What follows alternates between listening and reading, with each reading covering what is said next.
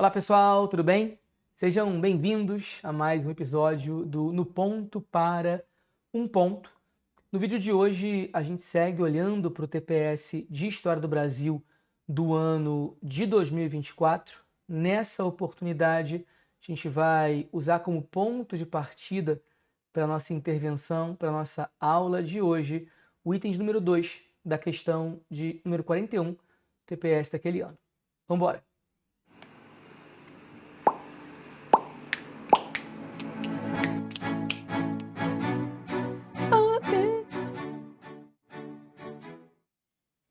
Item na tela, ele diz o seguinte: apesar de a escravidão indígena ter sido proibida pela legislação portuguesa, comunidades indígenas foram escravizadas pelos colonizadores com base nas exceções da lei, a exemplo do ocorrido durante as chamadas guerras justas.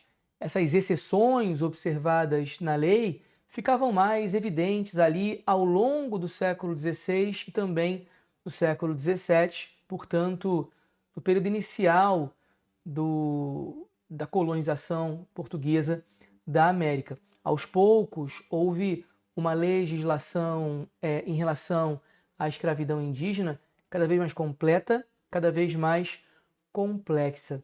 A ideia no encontro de hoje é trabalhar algo que pode trazer alguma confusão para muitos candidatos. Por quê?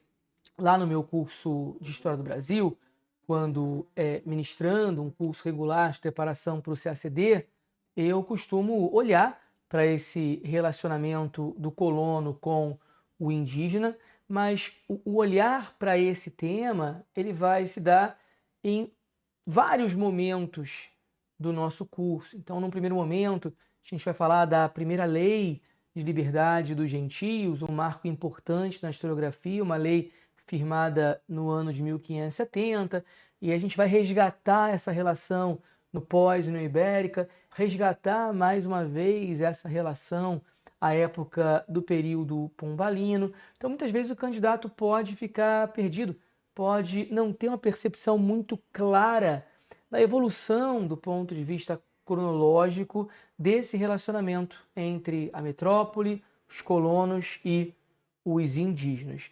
O item que eu separei hoje para vocês é mais um item fácil, mais um item tranquilo. Eu acho que boa parte dos candidatos preparados sabem o que é uma guerra justa e sabem em que medida a guerra justa serve de exceção para que os indígenas sejam escravizados, mesmo com uma legislação proibindo a sua escravidão a partir da década de 1570, em casos nos quais os portugueses hajam em legítima defesa, tendo que lidar com uma tribo hostil, esse índio capturado eventualmente pode ser escravizado. Mas os subsídios que eu quero trazer para vocês não dizem respeito à guerra justa.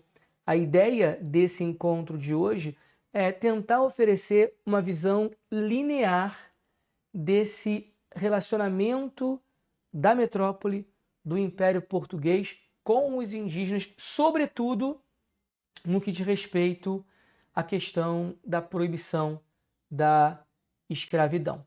E eu diria que existem 3 momentos diferentes à época do Brasil colônia em que esse tema da escravização dos indígenas vem à tona. Um primeiro momento, né, e esse é um ponto que sempre suscita muitas dúvidas, eu acho que sempre que aparecem questões relacionadas aos indígenas na colônia, são temas difíceis, são itens que trazem um pouco de complicação para o candidato, porque não é algo que está ali muito organizado, muito sistematizado na historiografia.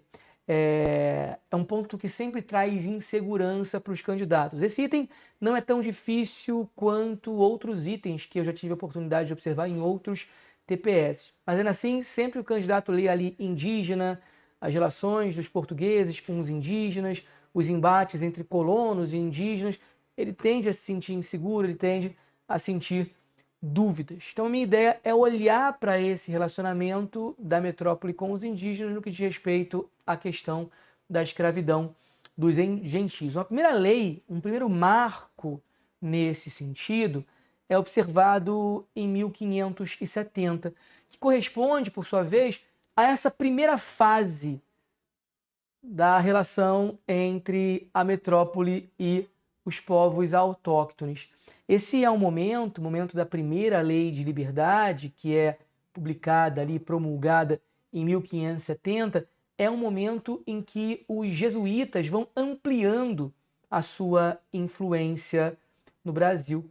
E cada vez mais os jesuítas vão tomando as rédeas no que concerne à condução desse relacionamento com os indígenas. A primeira lei da liberdade dos gentios vai ser promulgada em 1570, a época do curto reinado do Dom Sebastião, aquele que desapareceu na Batalha de Alcácer Quibir 8 anos depois, e é a primeira lei proibindo a escravidão indígena, salvo em casos extraordinários, como essa alusão que aparece no item às guerras justas. Os jesuítas, como eu disse, chegaram ao Brasil pela primeira vez acompanhando o governador geral, o primeiro governador geral do Brasil, no final da década de 1540. E nesse momento, em 1570, o que se percebe é que a escravidão indígena ela deixa de ser a base daquela economia colonial. Cada vez mais, esse escravo indígena, que era recorrentemente escravizado no começo do século XVI, cada vez mais ele é substituído pelo escravo negro vindo da África. Quer dizer que antes disso não tinha o tráfico de escravos negros africanos? Claro que havia esse tráfico de escravos, havia sim o recurso à escravização dos indígenas também. Os indígenas vão continuar sendo escravizados ao longo do século XVII e XVIII, mas a fiscalização da coroa vai ser cada vez maior no sentido de coibir essa prática. Então, na visão dessa primeira lei de liberdade, a ênfase é na influência religiosa, na influência da Contra-Reforma, na influência dos jesuítas. Os índios devem ser vassalos convertidos, devem ser convertidos ao catolicismo, eles não devem ser tratados como mercadoria, devem fazer parte ali do contingente de católicos arrebanhados pelo Império Português nos tempos da Contra-Reforma. Daí essa intenção, né, de problematizar cada vez mais a escravidão, a escravização dos indígenas. Um segundo momento em que esse tema vem à tona, né, com mais rigor, com mais contundência, eu diria que é mais para o final do século XVII e muito em função do impacto da União Ibérica. A União Ibérica, de 1580 até 1640, trouxe como uma de suas consequências mais importantes esse processo de interiorização da presença portuguesa na América. E esse processo de interiorização trouxe como consequência uma relação mais tensa entre os colonos e os indígenas. A proliferação das bandeiras, a proliferação das monções resultou em um constante apresamento dos índios. E esses índios muitas vezes eram vendidos como escravos, não necessariamente para o litoral, para aquelas regiões, né, amplamente vinculadas à lógica do exclusivo metropolitano, mas esses indígenas eram muitas vezes vendidos como escravos ali pelo interior do Brasil. Então, nos termos, no momento em que essa dinâmica entre os portugueses e os indígenas ganha mais tensão no final do século XVII, o Dom Pedro II de Portugal vai promulgar essa nova lei da liberdade em 1680. Uma lei que é pensada sob influência dos jesuítas. Aqui a gente tem talvez o pináculo da influência dos jesuítas sobre a coroa espanhola, a coroa portuguesa e sobre a América portuguesa também. É notória a influência do padre Antônio Vieira, por exemplo, né, na atualização dessa legislação referente aos indígenas. E uma característica dessa nova Lei da Liberdade de 1680 é que mesmo as guerras justas deixam de ser justificativa para a escravização dos indígenas. Então, essa lei de 1º de abril de 1680, e muita gente vai dizer que o dia foi oportuno, né, porque o que ela propõe, o que ela promete é uma ilusão, é uma farsa, né?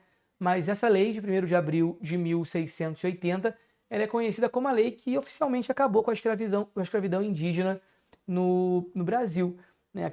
Existe a relativização da guerra justa, os indígenas capturados em conflito, por exemplo, eles deixam de ser passíveis de cativeiro, não podem ser presos, eles devem ser tratados ali como prisioneiros de guerra, né? Devem ser encaminhados para as reduções dos jesuítas, e uma vez nas reduções dos jesuítas, eles devem ser catequizados. Então, existe a atualização dessa ideia de que, na verdade, existe a ratificação dessa ideia de que os indígenas são vassalos da coroa portuguesa. Isso já estava evidente ali em 1570, na primeira lei de liberdade, mas o que se tem aqui é essa percepção de que os indígenas devem ser vassalos livres da coroa portuguesa e devem receber pelo seu trabalho. Então, quem vai, de fato, ter a condição de lançar mão da mão de obra indígena não é mais a sociedade civil. Os indígenas não podem, sob hipótese alguma, ser vendidos para pequenos produtores, grandes produtores interessados em explorar a sua mão de obra. Só quem pode explorar a mão de obra dos indígenas, porque oferece como contrapartida a civilização desses índios, a catequização desses indígenas, são os jesuítas. Né? Então, o que essa lei estabelece é o monopólio dos jesuítas sobre o braço, né? Sobre o braço indígena. Os responsáveis pelas aldeias, os responsáveis por esse aldeamento dos indígenas serão os jesuítas. Os jesuítas vão administrar as aldeias indígenas, as reduções, tanto em termos temporais, seculares, quanto em termos espirituais. E tem um episódio muito interessante que é estudado por grande parte dos candidatos, imagino que quase todos vocês conheçam. Essa aqui é uma das revoltas nativistas mais importantes do Brasil colônia, que é uma revolta que está associada também a essa nova lei de 1680. Eu me refiro à revolta de Beckman, que não por acaso acontece 4 anos depois, no Maranhão, em 1684. Quando a gente estuda a história de Beckman, né, a história dos irmãos Beckman, revolta no Maranhão, na historiografia de maneira geral, nos manuais, ou mesmo em aulas pontuais sobre o Brasil colônia, o que se ressalta no que diz respeito à revolta de Beckman é a insatisfação dos comerciantes maranhenses em relação ao monopólio de uma companhia de comércio portuguesa que tinha ali um monopólio, por exemplo, a venda de escravos, comércio de algumas mercadorias, e não cumpria o que prometia, principalmente no que diz respeito ao abastecimento do Maranhão com mão de obra escrava. Então isso desencadeia uma revolta por parte desses comerciantes liderados pelos irmãos Beckman. Mas não por acaso, não é por acaso que essa revolta acontece também na década de 1680. É que se não houvesse essa nova lei da liberdade em 1680, a falta, a escassez de mão de obra escrava negra poderia ser suprida pelo acesso, que era comum ali no interior do Brasil, e no litoral também, a mão de obra indígena. Sempre aquela justificativa da guerra justa, né? Como diz aqui o item. Eu gosto sempre de voltar ao item para lembrá-los de que a gente está comentando um item, né?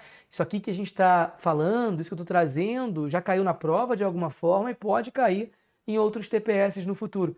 O item diz: apesar de a escravidão indígena ter sido proibida pela legislação portuguesa, isso a partir de 1570 oficialmente, comunidades indígenas foram escravizadas pelos colonizadores com base nas exceções da lei.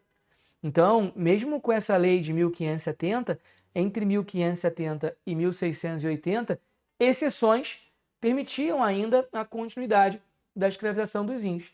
Com a lei de 1680, essas exceções se tornaram mais raras, mais difíceis de serem observadas.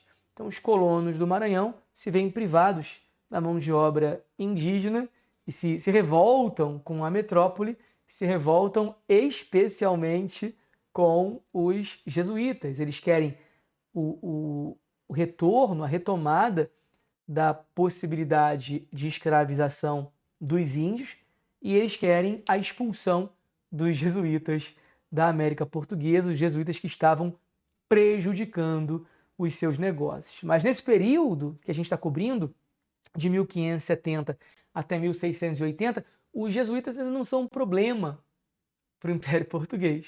Eles passam a ser um problema de fato quando o Império Português busca racionalizar a sua relação com a colônia, mais especificamente na segunda metade do século XVIII, a época do período pombalino.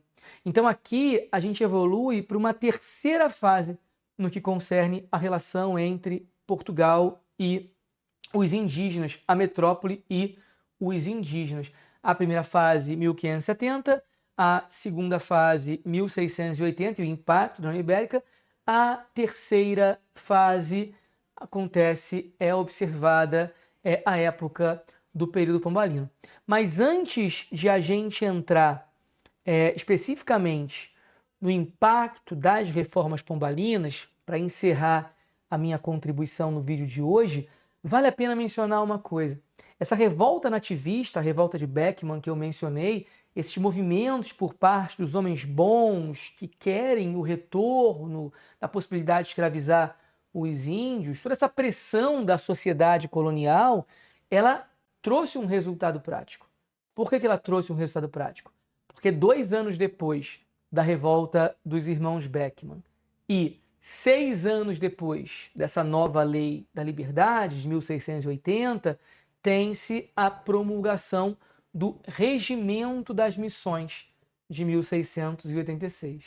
Então, de acordo com esse regimento, a coroa vai recuar em algum grau e vai se predispor a ajustar de forma pragmática a legislação.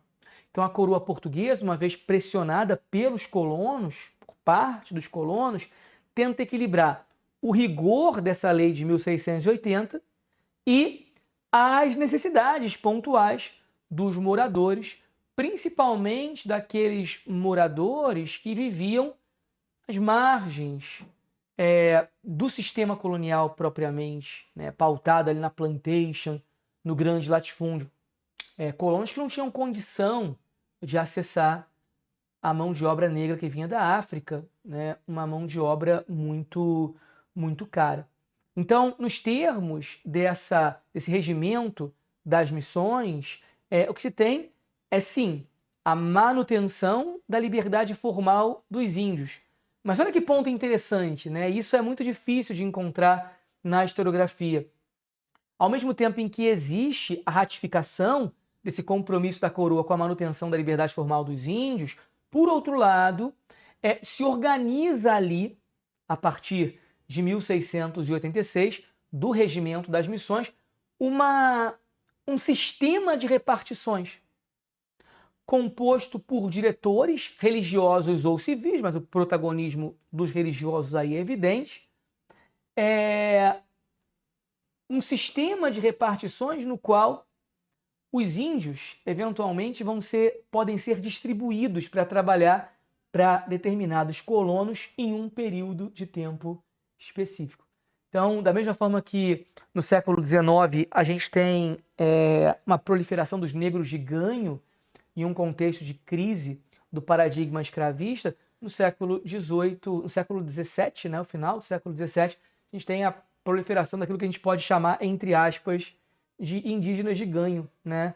Esses indígenas que vão ser alugados, vão prestar serviço, indígenas jornaleiros que vão prestar serviço para determinados colonos com o consentimento da coroa através dos diretores do sistema de repartições.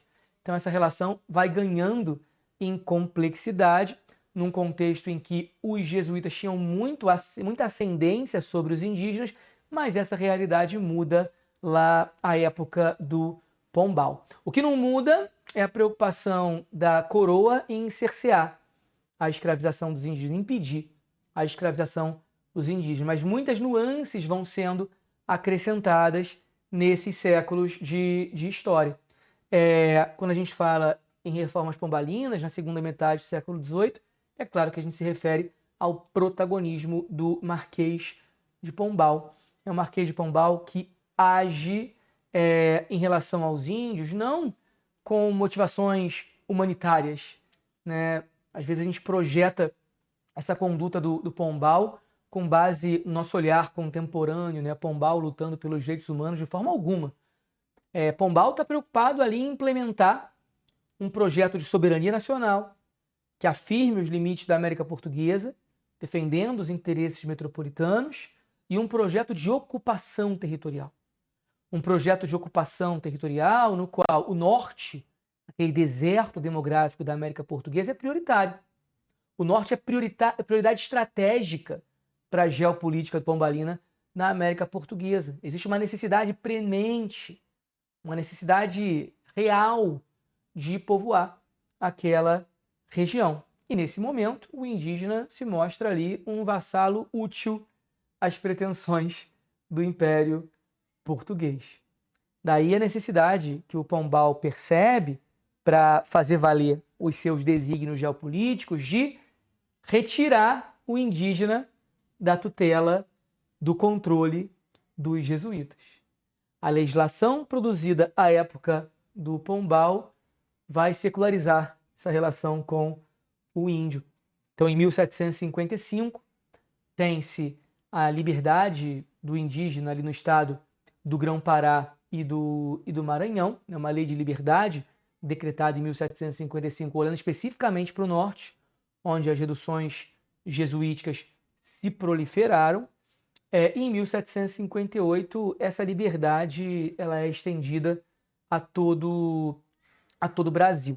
Se a lei de 1680 está preocupada em acabar com o dispositivo da guerra justa, a lei de 1755 ela vai extinguir qualquer base legal para cativeiro. Então, os índios não têm que ser cerceados, os índios não têm que atuar em reduções, os indígenas devem ter liberdade para circular. E tem-se, por conta disso, o fomento também aos casamentos mistos, para que exista o branqueamento da população, mas para que os indígenas ajudem também nesse povoamento, principalmente do norte do Brasil. Ao lado dessa legislação, a liberdade, primeiro lá no estado do Maranhão e Grão-Pará, em 1755, e a extinção de qualquer base legal para o cativeiro, da expansão dessa legislação também em 1758, ao lado disso, tem-se a criação de um outro dispositivo cujas características a gente explora muito lá na parte de reformas pombalinas, no nosso curso História do Brasil, o Diretório dos Índios, que foi criado em 1757 e que vai vigorar ao longo de toda a segunda metade do século XVIII na América Portuguesa. Então, o Diretório dos Índios, ele marca a ascensão do Estado, a soberania, a imposição do Estado a imposição de uma relação com os indígenas protagonizada pelo Estado em detrimento daquela tradicional ascendência dos jesuítas. Os jesuítas são expulsos da América Portuguesa. Os jesuítas começaram a prejudicar esse projeto de racionalização pombalino na América.